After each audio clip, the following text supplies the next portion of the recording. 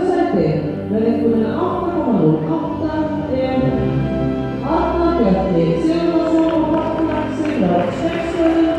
Það segir að það var sigurvegarinn í kvöld. Pétur Árnason sigurvegari í slægdómtölti ásamt Brúnei frá Grafakoti. Hjartanlega til hamingju. Takk kærlega fyrir það. Fyrir kvöldið, varstu öruggur að blanda þér í toppbaráttunum á sigri? Ég var svo sem frekar öruggur að ég ætlaði að standa mig og hún með reynslu í þessu, þannig að við vissum að við ætluðum að gera okkar góða hluti og maður getur aldrei verið öruggur með eitthvað sigur eða eitthvað svoleiðis, þannig að okkar markmið var að bara koma og performa og sýna það sem hún býr yfir og við erum með svona svolítið léttleikandi prógram og það bara tókst nokkuð vel.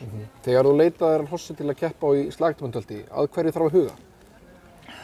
Það er náttúrulega fyrst og fremst að hrossi hafi þetta, það sé með svona gríðarlegt jafnvægi á töltinu, sjálfberandi. Það er að segja að það er auðvelt með að ganga í réttum takt og halda svona herðunum aðeins uppi og þegar þú slækir taumunum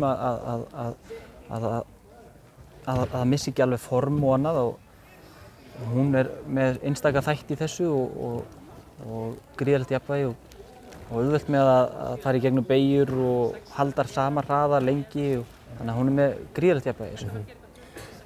Hvernig á að fagna sigrinum?